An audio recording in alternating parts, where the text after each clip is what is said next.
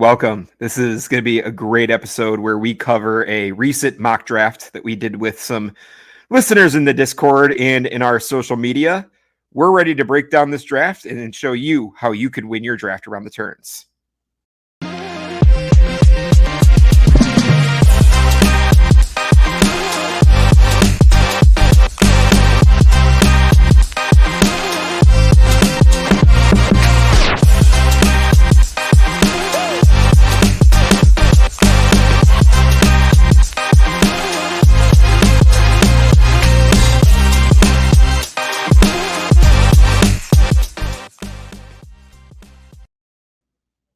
Welcome in for another episode of the Dynasty Gambit. My name is Ben McCown, and I'm joined here by Austin Jacobson. And tonight, we're going to be going over a very fun mock that we did last week, Austin. We went over it a little bit and just kind of had some thoughts on how our listeners and other people can go into a startup and try to build a good contending team or a strong team from the beginning and how to do that around the turns, right? We took the 1-1 and the 1-12 and decided to go from there and kind of show everybody kind of what our strategy was in regards to how we want to do a startup. I think it's interesting. I know that a lot of people going into a startup are either like, I have to be all in on competing and taking veterans and treating it like it's redraft, or I have to be full on productive struggle, only draft guys under 24 years old. But I think you can kind of thread the needle and draft a team that has a lot of good young assets, but still gives you a chance to compete. And that's, I think, both of us are kind of trying to do in this draft. You're picking at the beginning at the 101, and I was picking at the 112. So we're just going to kind of like address strategies and how you approach it from each turn and show how we kind of built a competitive roster. So that'll be interesting to get into. Let's go ahead and just pull it up, man. Let's see here. So we have the draft board, and just like you mentioned, you're right there I'm right at the 101, you're at the 112, and let's go ahead and just start from the beginning, kind of what the strategy is when you have the 1-1 on the board. Now, I should go over settings. This is a superflex 0.75 tight end premium as we normally do.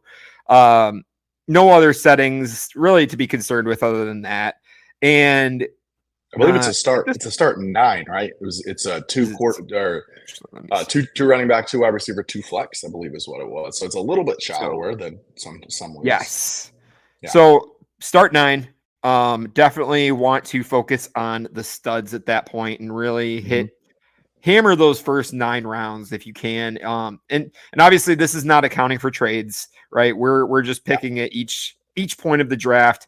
But when you're thinking of the 1-1, I was faced with a choice, and for me, it kind of came down to 3 choices, and I narrowed that down to 2. And I still wonder, Austin, at this point, I think it's that close of a battle between the 2 picks in my head between Josh Allen and Lamar Jackson that I still battle myself. Like, did I make the right choice in picking Josh Allen? And I still believe that I think he offers, just as Lamar Jackson does, game-breaking ability. And I believe in the Buffalo offense this season coming up. What they have on as weapons for Josh Allen, they have James Cook, Ray Davis, Keon Coleman, Khalil Shakir. They just brought in Josh Palmer. Elijah Moore is going to be somewhat of a factor. They still have Dalton Kincaid. So they've got the weapons there. I'm not feeling amazing compared to, but also Lamar has his own bugaboos about his weapons. It's the rushing upside that really pushes these guys up here, and they're going to figure it out, and they're going to, compete for QB1, QB2, potentially top 5 QB as a floor for me. And so that's kind of where my thought process was at. How do you feel about, picking any of those guys with the 1-1? Yeah, I think the process is the same regardless of which one of them you take. I think you're just taking your favorite of those quarterbacks with the rushing upside. Daniel's obviously the youngest, but the least proven. I think it's Josh Allen that's coming off I think it's 4 straight seasons as a top 2 fantasy quarterback. So he's the safest bet. So I like Josh Allen. He's my number 1 overall, but really the strategy you go for in this mock could be done with Daniels or Jackson as well. So it's kind of a pick your poison. And I think you don't need to be too torn up about which one to pick. I think maybe it's one of those situations where if you have the 101 and you want to try to slide back to 2 or 3 since it's one big tier and get a little piece, I think that's something you can do. But if not, a lot of times everybody kind of feels the same way, and so they're not trying to move up. So you can, I don't think you have to worry about it too much. Just take your guy and figure it out from there. But yeah, Allen, I think, is the pick I usually make from the 101. So I think that's a good choice. Absolutely. Absolutely. And so we followed that up with the expected picks to follow, which was Jaden Daniels picked by Jose at 102. Logan picked Lamar Jackson at 103. Dalton, Jamar Chase at 104, which I like that pick. I think that's pretty chalky there. We got Spencer at 105 picking Justin Jefferson. We have Foot at 106 picking Burrow. Hurts at 17. Bowers 18. Neighbors at 19. Lamb at 110. Bijan at 111. And you finish us off in the first round with Puka Nacua. Austin, let's and you know what? While we're at it, why don't we just we're in that corner and we'll also include Yeah. So a lot of times I'm looking, obviously the first thing you want to look for in a super flex draft is quarterback. But I view the top 5, sort of a Josh Allen, Lamar Jackson, Jaden Daniels, Jalen Hurts, and Joe Burrow is kind of the clear top tier. And then it's kind of a group. I like Patrick Mahomes, but I didn't really feel like I wanted him right here at this turn. I think if this wasn't third round reversal, which we did do third round reversal, so I was going to get the 301 as well, I would have been more hesitant to wait on QB. But I had a feeling that one of Mahomes, Caleb Williams, Drake May, or Bo Nix would make it back. And spoiler alert, they did. But so typically here I maybe go 2 wide receivers. I thought about doing Puka and Amon-Ra or Puka and Nico. But because it's only start 2 wide receiver, it's only a start 9. I think having a great hammer running back in that RB1 spot is more important than it would be if it was a deeper league or if it was a start 3 wide receiver. And so I went ahead and went with the best wide receiver on my board and the best running back on my board. And that was Puka and Gibbs. I like Gibbs a lot. I think in a full PPR, he really stands out as a running back. There's some concern with Puka with the Stafford injury and what does life for Puka look like post Stafford, even if Stafford's healthy this year. But he's just been rock solid through his first 2 years. Not much to complain about. I think he's going to be a solid wide receiver 1 for the next decade. Absolutely. So I like locking in 2 young guys that kind of anchor my wide receiver and running back position and give me a lot of flexibility going forward. And then obviously I'm looking that, I like who's probably going to be there at the 301 at quarterback. And it ended up working out, but we'll talk about that in a minute. Yeah, we'll definitely delve into that once we get to the third round and fourth round. But I also am in the same sentiment as far as when I'm at the turn at the end. I actually a lot of times don't end up picking a quarterback in a third round reversal because I end up getting a lot of those top tier non-quarterback positions right at the end there. So I think those were great picks, Austin. Now, looking back at the first round, again, this is a very chalky round in general. Everybody made the picks that were expected, but was there any value to you that ended up falling in this first round? I think for me, I look at maybe I'm a little higher than some people, but I would definitely take Jalen Hurts ahead of Joe Burrow right now, just because of the rushing upside. I think Joe Burrow is a better real life quarterback, but for fantasy, that just the tush push, just the rushing upside. I think Jalen Hurts is probably closer to those top 3 than he is to anyone else. So I think getting him at 107, I think I could justify taking him as high as 104 or 105. So getting him at 107 is a bit of a value.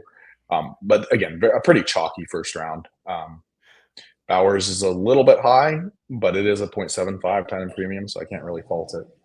Yeah, and I will say I think we did end up deciding it was going to be 4-point pass touchdown. So if you're deciding between 4-point and 6-point, that's where I think Burrow and Hurts can kind of flip flop because in 6-point, Burrow gets a little bit of an edge in that format.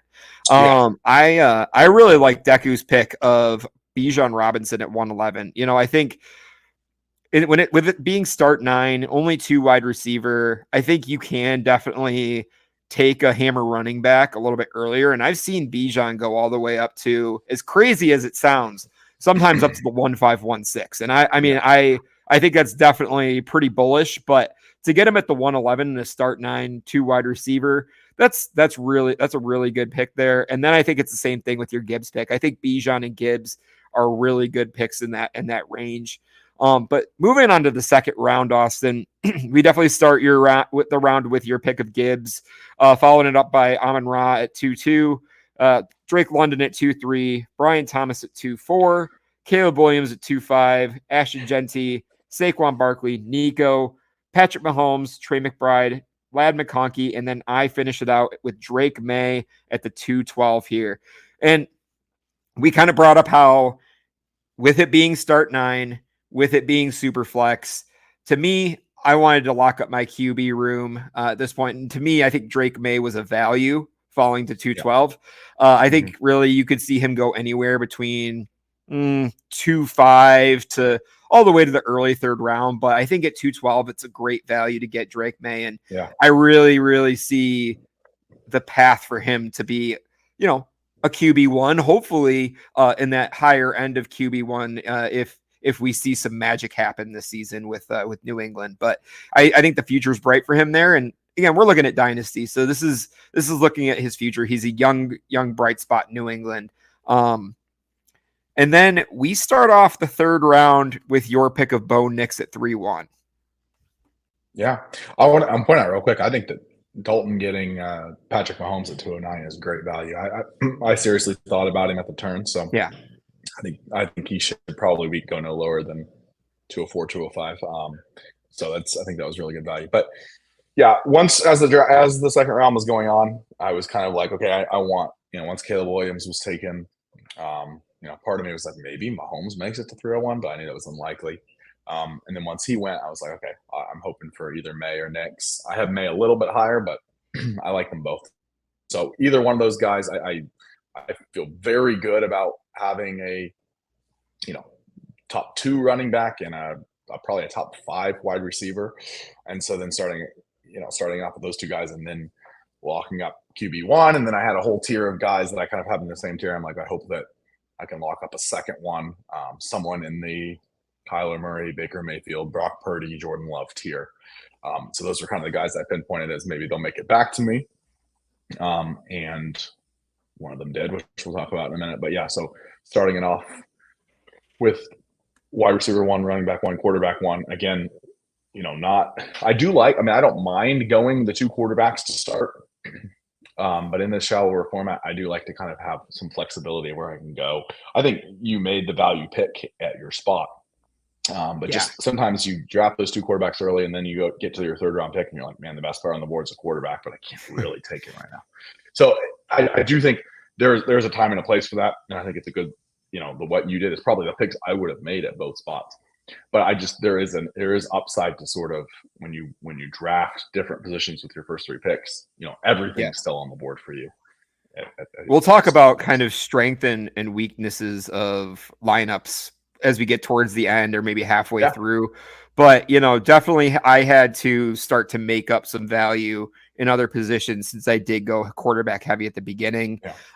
And I'll kind of talk through that once we get to those points. But I do want to go back because you did point out the Patrick Mahomes value. I wanted to actually point out a great value at tight end, it being 0.75 tight end premium and Trey McBride. I think going at the 210 when you're talking about somebody who puts up very similar numbers to Brock Bowers. Yeah. I love Trey McBride and where that value is because I do see him going in the mid second, even up as high as in either 0.75 or full tight end premium up to early second round. So I think Logan got a very good value on Trey McBride there. And then as far as the third round goes, we started you off at Bo Nix. Then Deku ended up following that with Marvin Harrison. We followed it up with Achane, Herbert, AJ Brown, Jackson Smith and Jigba, Omarion Hampton, CJ Stroud, Garrett Wilson, Tet McMillan, Travis Hunter, and then I finished off the round with Breece Hall. And then I'll also say that I ended up taking the turn with Rome Odunze at 4.1, which I think there was some choices in that. I wanted to lock up a wide receiver, and I didn't feel comfortable taking Rice at the 4-1, considering, I was trying to build a little bit of a contender with a little bit of flexibility, and with the suspension looming, I wanted a wide receiver that I could at least feel a lot more confident in to start the season. Rome Odunze, a little bit of a reach there looking back at it, but I do think I see the upside for him. And there has been a lot of great camp talk, which you have to take that for what it is. It's camp talk. Yeah. We'll see what it ends up turning out to be. But Breece Hall at the 312, we're talking about taking some hammers at each of the positions, right? And I still think Breece Hall, being 24 years old, new offensive coordinator with Tanner Engström coming in. You have Aaron Glenn as the head coach. They're going to want to run the ball. I know this is a Detroit fan. Like, that is the one thing that they love to do, and putting the ball in Breece Hall's hands. Like, there was a lot of the talk about Breece Hall having being put in a committee, and rumors about them trading Breece Hall away during the offseason. And there was a lot of confirming talk from Aaron Glenn with Breece Hall of like, no, you are our running back. Like, you are the guy. So there's Braylon Allen's going to get his. I think he's going to be a good cuff, but Breece Hall is the guy in that backfield to have. I'm excited to see what happens in New York, but I wanted to at least start to kind of fill out the other pieces of my roster, and I think I feel pretty comfortable with Breece Hall as my RB1, then took Rome Odunze at the 4-1. So, what are your thoughts?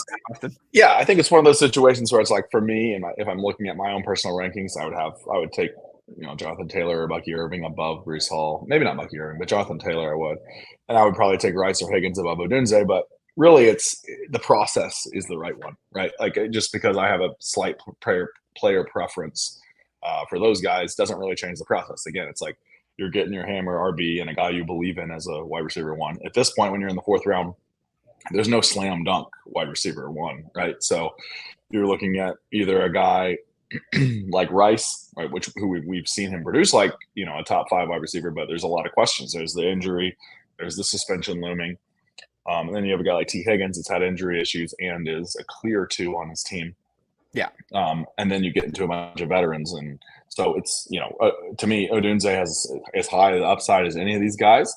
And he's a guy you believe in, and he's a guy that you can, if he hits, will be a great value at 401. So taking that you start off with the 2 quarterbacks, so taking your shot on a guy that has a lot of upside at running back and a lot of upside at wide receiver is a great process there. So yeah, I like it. So let's go ahead and actually, talk about some of the picks that we liked from the 3rd round. Looking back, it's interesting. I've seen Omarion Hampton climb up an ADP. And with the news now that we have on Rashawn Slater, it's going to be interesting to see what happens with Omarion Hampton and that ADP, but something to keep a watch out for. I really like the pick of Tet McMillan at 310 to give Logan more love. Come on, man. But yeah, I mean, I think Tet has a high upside just as much as Rome Odunze does. And I kind of put them in that same tier, but I think it's, when you're comparing that tier of wide receiver, I want the reroll on Tet McMillan compared to, a wide receiver like Garrett Wilson or, Travis Hunter at 311 is a little rich for me. But I do like the Tet McMillan pick there. What do you like here, Austin? What's interesting, so I talked about Mahomes last round with Dalton, and I'll talk about Garrett Wilson here. I think it's funny, in our a listener league that we did earlier this offseason, I had the 4th pick. I started off with Chase, Mahomes, and Garrett Wilson in this exact spot, and so Dalton copied me a little bit there. No, but I do think those are very good picks. I think it's good value with Mahomes and Garrett Wilson. I personally have Garrett Wilson right there with JSN and AJ Brown. I have him ahead of Marvin Harrison. So I think that's he's kind of the last of the tier for me, because really Garrett Wilson's the last one that's kind of a proven commodity. You're dealing with rookies and high upside guys after that. So I like his value at 309. I mean, I like Tet, and I honestly like Travis Hunter too. But there is some risk taking them in the 3rd round.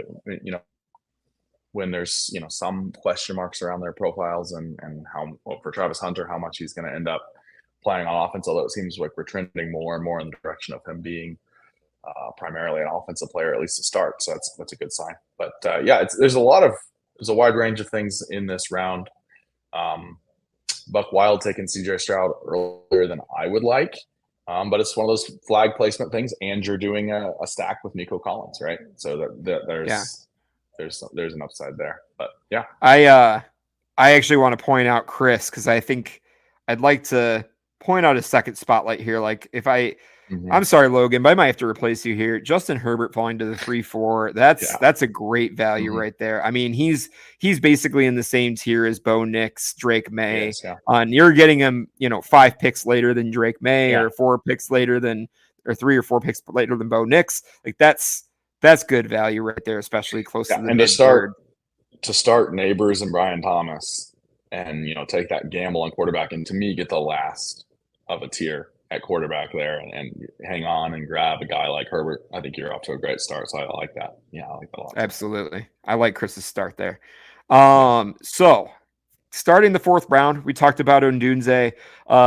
Jose ended up picking Bucky Irving at the 4-2. Jonathan Taylor went to Logan at 4-3. Rashee Rice at the 4-4. Derrick Henry at 4-5.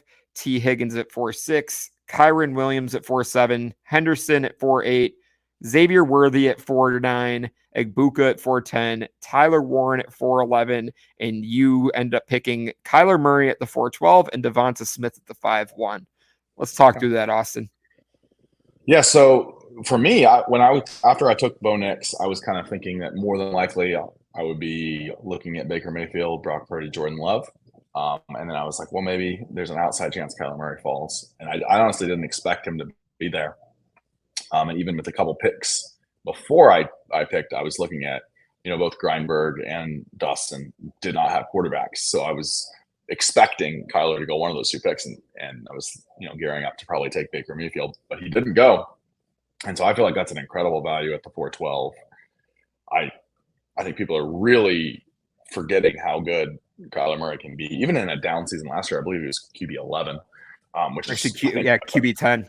QB 10, yeah. So really good. I mean, people were really down on him last year, but when he's played, his last season where he played a fully healthy season before last year, he was a QB 3, and we've seen a lot from him. I mean, basically, I drafted him at, what is this? I think it's QB 9 or 10. Let's see, 1, 2. I believe that is. It's more than that. Let's see, 6, 7, 8, 9, 10, 11. Yeah, QB 12. So I feel like I'm pretty much drafting him at what his floor has been when healthy. So I like that pick a lot. I was very happy with it to have punted quarterback at the first 2 rounds and still end up with Bo Nix and Kyler Murray, who I both have I have both of those guys in my top 10. Or I might have Kyler 11th, but still like 2 guys that are QB1s in my eyes to be able to start at that turn without getting a quarterback and still coming back and getting those 2 guys. I love that. And then I honestly, at 501, I thought about this pick. I took Kyler Murray immediately on the clock, and then I had to think about 501 a little bit.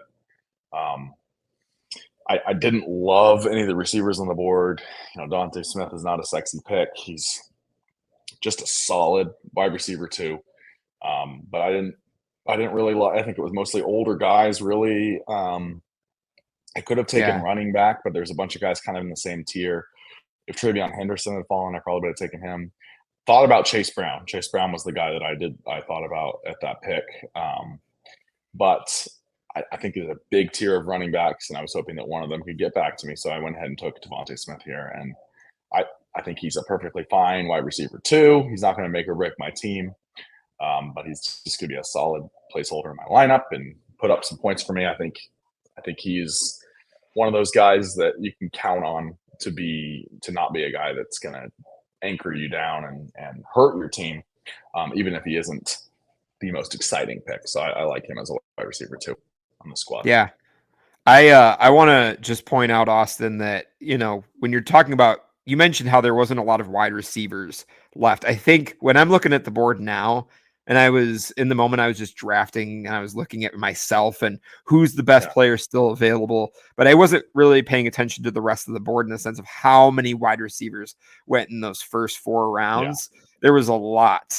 I mean, even Egbuka going as early as the 410, like that is, and Worthy at the 4-9. Like, I think that's where I was a little bit like shell shocked. I was like, whoa, okay. I think both of those guys, that's the earliest I've seen them go. So, same. I mean, I've seen Worthy as early as the 5th round, or same thing with Egbuka, like late 5th, like early 6th. But I think those guys also saw that there was just a run of wide receivers that went. So I don't hate the picks, but like it definitely felt early. And then as far as going back to Kyler Murray, like I was actually talking about Kyler Murray last night and how, he basically had his first full healthy season off of the ACL, and he performed up to QB 10. And I think we're hopefully going to see an even higher rushing upside with another full off season after the injury. I also am buying the dip on Kyler Murray right now. So I really love that value for you. Going back to the 4th round, what are some things that we like to see? I mean, personally for me, I really liked being able to see Henderson go late 4th. I mean, you had Hampton go at 3-7, and then you had this whole round difference where, to me, Henderson has the upside to be able to match something that Hampton can do this season. And, Mike ended up getting him in the late 4th. So I like it there. I like some other picks in this round, but what do you like here? Yeah, Henderson's one that stood out to me. I like T. Higgins, but getting him there in the middle of the 4th. I think, he's a guy that I'd be willing to take as early as the late 3rd, depending on the situation. So I like his value there. I think this has been it was a very wide receiver heavy, which is kind of interesting considering that it was only a two wide receiver. I kind of was thinking I would go running back, a second running back, but just looking at the board, I was like, I am not comfortable with who I think will be on the board at 6-12. So I wanted to go ahead and lock in a wide receiver too. Yeah, definitely. And I think it ended up paying off for you just fine. So going through the 5th round, you started us off with Devonta Smith, George Kittle going at 5-2, Sam Laporta 5-3, Brock Purdy 5-4, Terry McLaurin at the 5-05, Jordan Love at the 5-6, Josh Jacobs at 5-7, Kenneth Walker 5-8, Baker Mayfield, Christian McCaffrey, Chase Brown, and I finished the round off with Jameson Williams and took Zay Flowers at the turn, which the process behind those picks was kind of what I was talking about earlier, where at this point I wanted to fill a need and was also looking at best players available. But we talked about how it's start 2 wide receiver, which that's fine. But wide receivers, as we've talked about before, hold a lot more value longer term. And I think I was willing to wait on an RB2 or potentially another positional piece of things later on down the draft. And I think Jameson Williams provided the highest upside for the wide receivers that were left compared to, of course, who I took after him, and Zay Flowers, Metcalf, DJ Moore.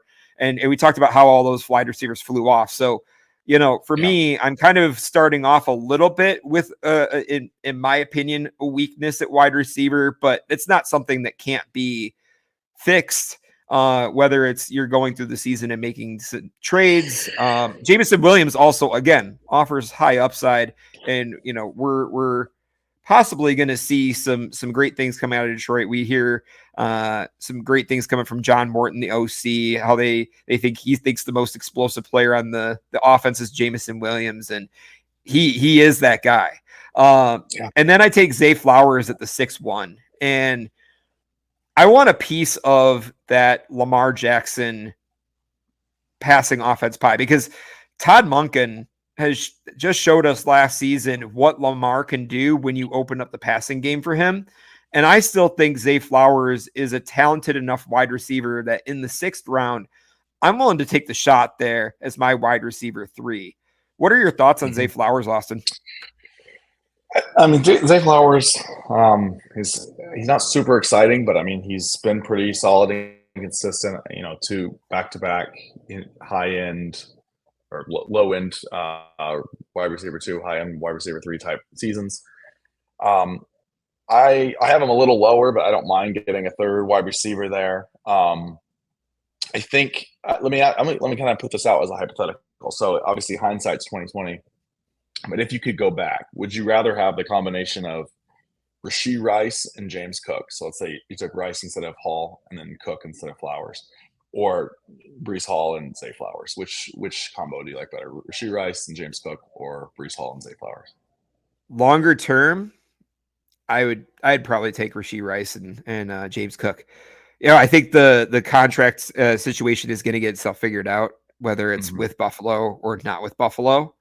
And you're absolutely right. Like when we look back at drafts, you have your process. Yeah. Everybody has a different process about things, and we reevaluate afterwards. These mocks are for fun, and they're to help us build our process.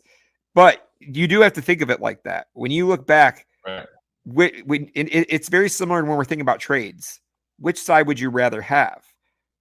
Yeah. Like you said, James Cook or Rashee Rice or Breece Hall and Zay Flowers, or even sticking on the same team, James Cook and T. Higgins or Breece Hall and Zay Flowers. And I think at that point, you're probably saying T. Higgins and James Cook. But I think you'll let the season play out, see how it goes. But I think the process probably takes the higher upside wide receiver with, that safer running back still later in the 6th round. And it's hard to know how things are going to go as far as, what the trends is. Like a bunch of wide receivers went off the board quickly. And so it's kind of hard to know how it's going to go. But I think sometimes kind of figuring out your tiers and figuring out who are you comfortable with at each position, which is kind of what made me take Devonta Smith in that spot, just taking like a Chase Brown. Because I think there's a pretty big tier of wide receiver there, so I could come back around. I still grab, which we'll get to in a second, but I grabbed Chuba Hubbard, who I put kind of in that same tier, whereas I would have been left with having to take a Mike Evans or Jordan Addison, which you're either taking an old guy or you're taking a guy that has a lot of questions and suspension. And so it's just kind of like evaluating where can I get an edge at each position. I think it worked out fine for you, especially because you get a very solid RB2 later. But just kind of just looking at it, I think it's a good practice with these mock drafts, and I do this all the time of like looking back and saying like, okay, if I had done this instead, or even when if you're battling between two players, kind of keep in the back of your mind, okay, remember that I was thinking about doing this. What would that have looked like if I had done that instead? And then it's just good practice for when you're in a real draft and you're like, okay, I remember, when last time. When we had a run like that, Hunter and McMillan went in the 3rd round. Wide receivers were gone quickly. So maybe I take 2 wide receivers here and get whoever falls between Walker, Chase Brown, James Cook, Christian McCaffrey at the 5-6 tier, that type of thing. I think it's just a good thing to always keep in mind. And that's why I always recommend doing a lot of mock drafts. Not only are they a lot of fun, but you can kind of learn things about, learn from mistakes or learn from things that you thought worked really well so that you can apply them when they're in a real draft. Absolutely. And ADP is changing all the time. So like, mock draft that you did 2 weeks ago isn't the same as the mock draft you're doing today. Startup that you did 3 weeks ago is not the same as the startup you're doing today, because a lot of news is changing. We got some guys that are coming up soon here in Quinshon Judkins and James Cook, who, we don't exactly know the future for them. And so their ADP kind of falls, another round up, another round lower. But let's go back to the 5th round. And I wanted to spotlight, I hate giving Dalton credit. Just kidding. Love you, Dalton. But Baker Mayfield at the 5.9, that was a great value there, Dalton. Like Baker Mayfield to me is late 4th, early 5th in a superflex startup. I think taking him there at the 5.9, you just locked up Patrick Mahomes and Baker Mayfield as your QB1, QB2. Nice job there. You got Jamar Chase, Garrett Wilson, and Rashee Rice as your 3 wide receivers. Dalton loves, and I think the process is very solid there. I think that's normally the process that if I'm kind of sitting where he is or towards the end of the draft, try to leave that draft with 3 of the first 4 rounds with 3 wide receivers, even when it's only start 2. It's a very safe process about things, considering it's a very safe position in wide receivers. Austin, what do you like here in the 5th round? I like the Mayfield pick, but I think Chase Brown is an incredible value. I think that I talked about how I thought about taking him. I mean, I'd take him over Caleb Johnson, or I mean, over Josh Jacobs, over Kenneth Walker, over Derrick Henry, even. So a lot of guys that went before him. And so I think that's very good value. I'm sure you probably were thinking about him if he made it to that 5-6 turn. I like Chase Brown a lot. I think he's going to be a workhorse. We've seen a lot of production from him already, but then also we already have the Zach Moss dealing with more injury issues and then getting cut. I expect we're going to see a huge workload for him, and still very young, and in a very talented offense that's going to need to score a lot of points. So I like Chase Brown a lot. He's one of my favorite kind of guys to get as a running back one if you waited, or a really, really solid running back two. And getting Bucky and Chase Brown, I think you're going to be very, very set at running back. So I like that pick. Absolutely. And for me, you're absolutely right. I got sniped by Jose there. If Chase Brown had fallen one more pick, I would have felt much more comfortable with Chase Brown as my RB2, and it's still probably taking Jameson Williams at 6-1 or so. So going through the 6th round, I started us off here at Zay Flowers. We start next with Trevor Lawrence at 6-2 to Jose, DK Metcalf at 6-3, Quinshon Judkins at 6-4, JJ McCarthy, James Cook, DJ Moore, RJ Harvey. Last 3 picks being Caleb Johnson. So that's 4 picks. Cam Ward, Michael Penix, and Chuba Hubbard finishing up there the 6th round with you, Austin. And then you made the turn with TJ Hawkinson.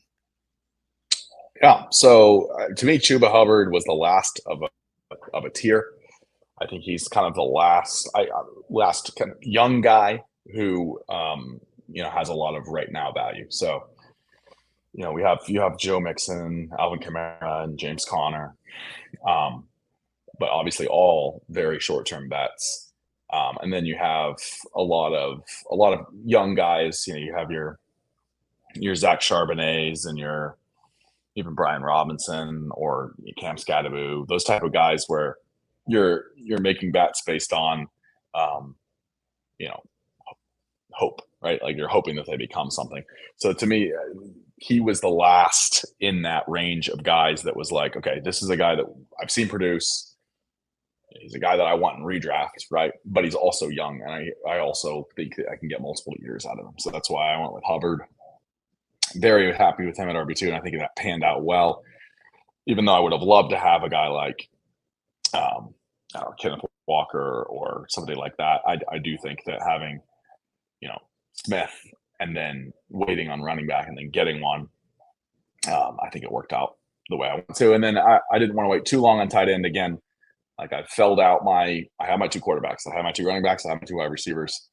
And so then we're just looking at flexes and tight ends after that. So I thought, let's go ahead and grab a tight end. I like Hawkinson a lot. I think people forget just how good he was 2 years ago for the injury. He dealt with a really bad injury. He dealt with a new quarterback, just a lot of different things that didn't go his way. Still was all right. But I definitely expect a big bounce back season from him. I think JJ McCarthy is a guy that we've seen is not really an air it out kind of guy necessarily. So I think Hawkinson will be a great safety blanket for him. And I expect a lot of checkdowns and a lot of production from Hawkinson. So I love him in the 7th. And at that point, I'm feeling pretty good about how my team's shaping out. Yeah. I think you've built definitely something that, when you're looking at your first roster spots, Bo Nix and Kyler Murray taking up the quarterback spots. Then you got Puka Nacua, Devonta Smith. And then we're going to talk about, your 8th round pick, but I think Cam Sutton, or Cortland Sutton, jeez. Cortland Sutton at that 8th round pick was a good one for you to fill out the wide receiver 3 in your flex. And then Jahmyr Gibbs and Chuba Hubbard and TJ Hawkinson. You're doing great here, Austin. I think you're handling that 112 2-1 turn really well. Going back into the 6th round, my favorite pick right here, and it has to be Dustin here at 6-11 with Michael Penix. I think Michael Penix falling to almost the 7th round is almost criminal, considering, actually really a lot of these quarterbacks, because of the wide receivers pushing those quarterbacks down the board, people were getting great value on quarterbacks late. And honestly, we don't plan for these things, right? Because when I look at this, I'm like, I could have waited for a quarterback. I could have gotten something like a Devon Achane, Marvin Harrison, somewhere in there, but like that still felt early. But yeah, these quarterbacks are getting pushed down. I think Dustin definitely got a good deal on Michael Penix. Same thing with Greinberg with Cam Ward. But what is your favorite pick right here in the sixth? Well, it's funny you mentioned Penix, and I would say like I like Penix. I would have taken Dak Prescott before Penix, but didn't matter because he ended up getting Dak Prescott anyway. So yes, you got them both. You got them both. So I like that combo. I mean, you have a guy, Penix, young, unproven, but a lot of upside. Dak, kind of boring. We know what he is, but just very solid and consistent. So pairing those two guys together, I think is a good combination. I think it'll work out really well for him. Dustin is having a really good draft for himself, especially considering he locked up 2 top 10 tight ends in a tight end premium format. Mm-hmm. I also really like the Cook pick as well. I think he's very much, people are underrating him because of the concerns about him holding out or whatever. But I will say, like, now it's his 4th running back. I'm sure he probably wasn't planning on that, but the value was just too good to pass up there. So I think that's I like James Cook there. Yeah, definitely. So starting out the 7th round, you started it up with TJ Hawkinson. Deku ended up picking Dak Prescott at the 7-2. We talked about how great of a value that is. Greinberg got Justin Fields at 7-3. Good value on a quarterback with good rushing upside. Colston Loveling going at the 7-4, Jared Goff at 7-5, Jordan Addison at 7-6, Joe Mixon 7-7, Alvin Kamara 7-8, Chris Olave 7-9, George Pickens at the 7-10, Mike Evans, and then I followed it up with David Montgomery and Tucker Kraft. And so you were right? Like we talked about how later in the draft I was able to lock down a pretty solid running back 2. And, to me, David Montgomery is as safe as they come when it comes to being on an offense that not only feeds the RB1, but also feeds the RB2 up to, if Gibbs is out, RB1 numbers. And so I wanted something, a safety blanket there for my team with David Montgomery. And then I ended up taking, my next, to me, kind of the end of that tier of tight ends. In a tight end premium and Tucker Kraft. I think that he's got the age on his side. He's proven that Love is, he has a great weapon in Tucker Kraft. And I expect a good 2025 season for him, as well as a good future with Tucker Kraft. I think the offense, to me, runs through Josh Jacobs and Tucker Kraft in Green Bay. I like it. Yeah. So what are our favorite picks from round 7 here? I think, Mike Evans is a guy that for sure. Yeah, the Dak pick for sure. Mike Evans is a guy that, he's just been rock solid and consistent. I think if you get him, he took a little bit of a riskier pick with Travis Hunter earlier. So kind of mitigating that a little bit with a high upside, veteran Mike Evans. I like that pick there. I like your pick of David Montgomery. I think he's a good value there. Montgomery's shown that he can be a consistent performer. And I really like that value there at the 7-8 turn. I also want to point out Logan's pick of George Pickens at 7-10.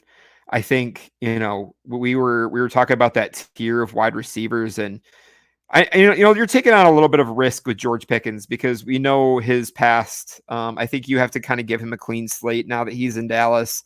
But Logan was able to get him basically a round and a half later than Jameson Williams, another round and a half later than Zay Flowers, basically, DK Metcalf, DJ Moore, all of those wide receivers that he goes in that same tier.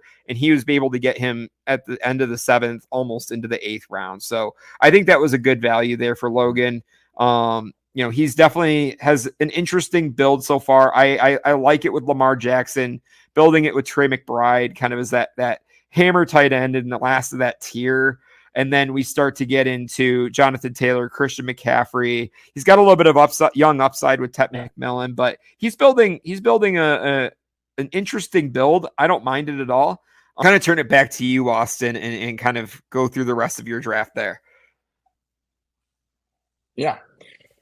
So basically, for the rest of the way, I grabbed Cortland Sutton. I like him. I think he's a great value as a wide receiver 3 there. And then, Pearsall's a guy that's been very exciting lately, and I've started to rise higher and higher on him. So Calvin Ridley from there, and Calvin Ridley's another guy.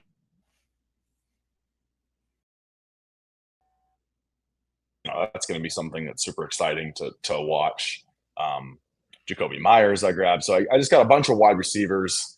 I kind of just added a bunch of them. I think between Sutton, Pearsall, Ridley, and Myers, I should be able to get a couple of them that produce and can fill in those flex spots. And then I went ahead and just kind of added in some running backs to help out my Gibbs and my other guys that I had in there. So I just said Spears and Sampson, and then so just kind of complemented that in there to help out with Gibbs and Hubbard, and just kind of fill out a team that I liked a bit better. And then here, can you scroll down for a second? Let's see. It was Aaron Rodgers and Tyler Shuck. So just a couple different tight ends just to kind of fill out the roster, have 2 guys that look like they're both going to probably be starting quarterbacks that can kind of help out, my team and help out the 2 that I have as complementary pieces and guys that I can fill in if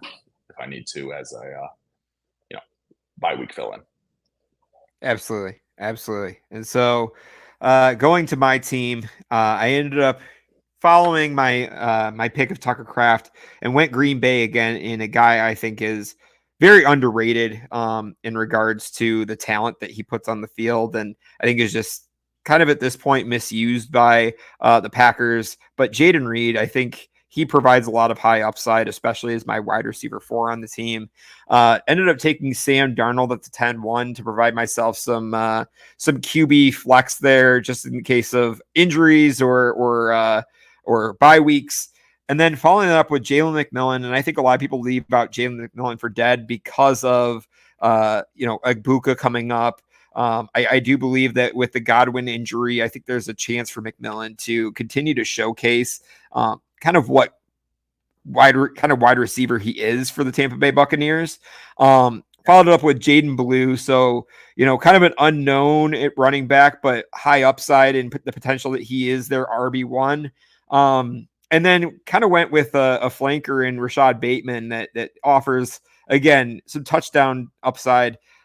Ray Davis at the 14th round, and then Harold Fannin Jr. in the 15th. So that kind of finishes out like your side and my side of the drafts. Overall, how did you feel about your draft, Austin? I really liked it. I thought it was pretty well balanced. I started off, I have Gibbs and Hubbard as, anchor running backs. I do think maybe a little bit further down, the depth of the running back is not quite as good. But, I'm putting a lot of, I'm putting a lot of confidence in Gibbs to be my lead guy. And so getting a guy like Spears and Sampson to kind of help out with Hubbard, I think it'll be fine. Love the wide receivers. I think top to bottom, it's a very good group. Obviously, Puka is going to be my lead number 1 guy. And then just kind of a combination of older and younger guys at running back. And then Nix and Murray being very solid quarterbacks that I love. And then just a couple older guys that could kind of help out in bye weeks. And, I think it'll work out real well. I like the whole team, and I think that it's pretty well balanced. And I think all in all, I think it went exactly how I was hoping it would go. So I was happy with it. Yeah, absolutely. And I have to point out, I think you did a great job of, with picking Devonta Smith at 5'1" as your wide receiver 2, you ended up following it up really well by taking some proven vets in Cortland Sutton, Calvin Ridley. I mean, we see the upside with Ricky Pearsall, and we know what Jacoby Myers is. So I think that was about as well as you could basically draft your wide receiver position with where you drafted everything else. As far as my draft went, I definitely feel very, very strong in the QB position. And I think that's where my team is holding that value. As far as, we talked about some of the decision making when it comes to that third, fourth round and potential guys that you're taking the stabs on. To me, I do have Breece kind of in that spot above Jonathan Taylor. So, for me, it was kind of between, do I double tap wide receiver here? I wanted to get, a pretty solid running back. I think, you could definitely wait on a running back until later in the draft if you want to take an older vet and take the shot on that. But I think Breece at least is going to kind of anchor down that running back position for me for at least the next couple of years. Follow it up with Ron Odunze, Jameson Williams, and Zay Flowers. And so, these guys, they're definitely not proven in the sense that, other guys that went ahead of them or other guys that potentially went around them. But I think Rome Odunze offers a lot of upside in the same way that Jameson Williams does. And then Zay Flowers, to me, offers kind of a wide receiver 2 floor. I think he's going to be a consistent wide receiver 2. I don't know that he provides a higher ceiling than that, but ended up filling out the rest of my roster with David Montgomery as my running back 2. Tucker Kraft, I feel pretty confident as my tight end, especially getting him in the 8th round. Jaden Reed, Sam Darnold in the 10th round, especially as my QB3. I feel pretty comfortable about that, considering what Seattle is putting into him. And then finishing out the draft with Jalen McMillan, Jaden Blue, Rashad Bateman, Ray Davis, and Harold Fanning Jr. When I get to those later rounds, you definitely want to shore up some things, but I also want to take some high upside picks. And I think, definitely filling out the running back room with having Jaden Blue and Ray Davis as my RB3 and RB4.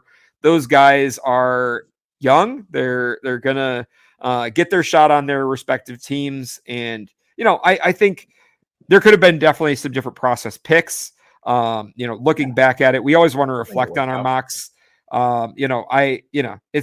It's not always going to work out for you. Things change when you're in the draft. You have to be able to look what's ahead of you, look what is behind you, and be able to plan like where your tiers at, right? Because you mentioned it earlier, you have to be able to plan those tiers out in a way that when you're getting towards the end, you need to smash that guy. Otherwise, you can maybe wait for another round and be able to take another guy that you want that's later on in the same tier, just like we talked about with George Pickens. Yeah.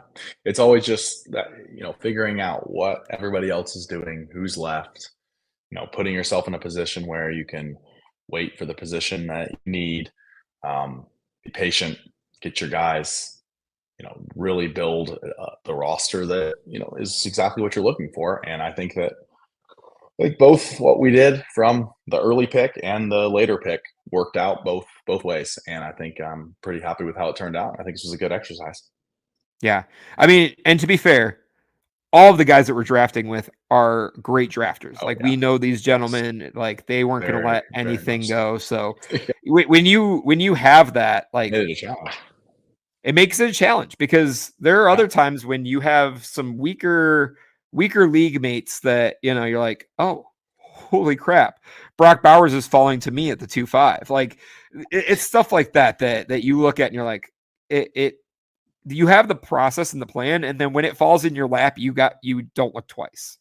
Now, Austin, as far as some of the teams that you might look at for this draft and really like some of the other league mates, we're going to finish up this episode just by talking about some of the other possible teams that really smashed this draft. Yeah. Well, I really liked Dalton's draft. I mean, I think that he got really good value in the second and third round with Mahomes and Wilson. I do think the running backs are a little bit suspect. I mean, I think if you look at Judkins and Pacheco, there's some questions. But, that running back combination of Mahomes and Mayfield is great.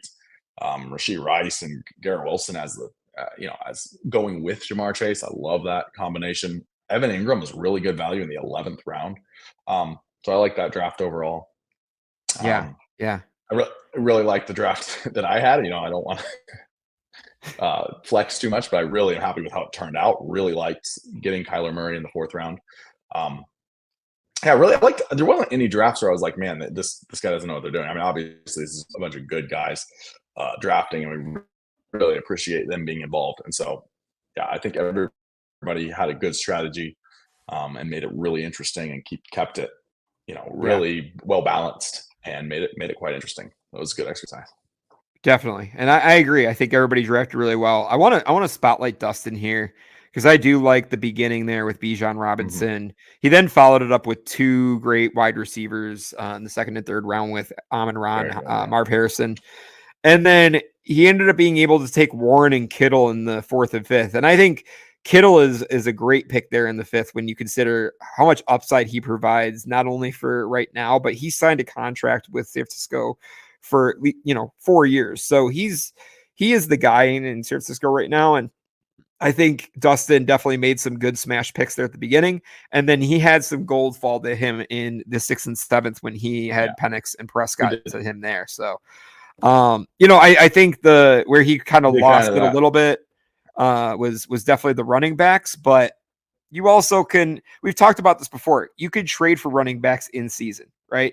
That's not if you don't like the build of your team, you act as if these choices and these assets are liquid, right? And so if I wanted to build a stronger wide receiver room, so forth, you could make that happen. And I think definitely these guys in this draft know that, and they're pretty strong with that. So we want to thank everybody that participated in this exercise. It's a good one to go through and just show the process behind why we're making the picks we're making, what we're doing. And we're definitely planning on doing more of these, especially as we talked about ADP changes and things change, especially as the year goes on, whether it's beginning of the season, off season, things like that. But Austin, any shout outs that you want to give? Yeah, shout out to everybody who got involved. I mean, we really enjoyed, Lintis and Elren and Dalton and Buck Wild and Foot 22, all the guys, really all these guys that got involved for us and helped us do this. It's amazing to see everybody wanting to be a part of it and making it super easy for us to, be able to make this episode and kind of talk about strategies of how this would work. And thanks to everyone who helped us be part of this. It was a good time.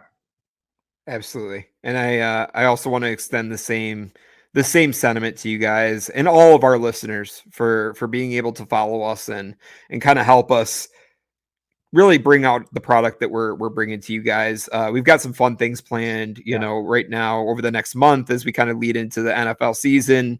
I'm very excited, and we've been talking about a lot more with Dustin and Chris about getting them on for our kind of big crossover episode of the Devy Gambit. And then as we look into the NFL season, we're bringing you guys more and more stuff as we go along. So whether that's more roster reviews, more trade shows, things like that, and we're here for you guys. We're here to bring you guys good content. We want to thank the FSAN network and being able to allow us to provide the platform that we do. The FSAN Grindhouse is killing it right now between us, Devy Dojo, Craziest Corner, and any of the other shows that are putting out on that platform. We want to shout out you guys as well because we're here, we're building as a team, and we're here for a good time. Absolutely, great. I agree totally. It's been great. Excited for FSAN, and they wanted us to kind of do a mock draft, and we planned it out, and we got a lot of people to be part of it, and I think it really was interesting. I think it was we got to see kind of some different directions you can go. We looked at the, picking at the beginning and picking at the end and, the different turns and how that would look. And I think that, it was a fun exercise and it worked out really well. So we appreciate you guys watching it. We hope you enjoy it, and we'll have some more stuff coming up soon. Awesome. Well, Austin, definitely we'll catch you on the next one. And for any of our listeners, definitely we'll be coming out with more content as we go along. Have a good night, guys. Yeah. Have a good night.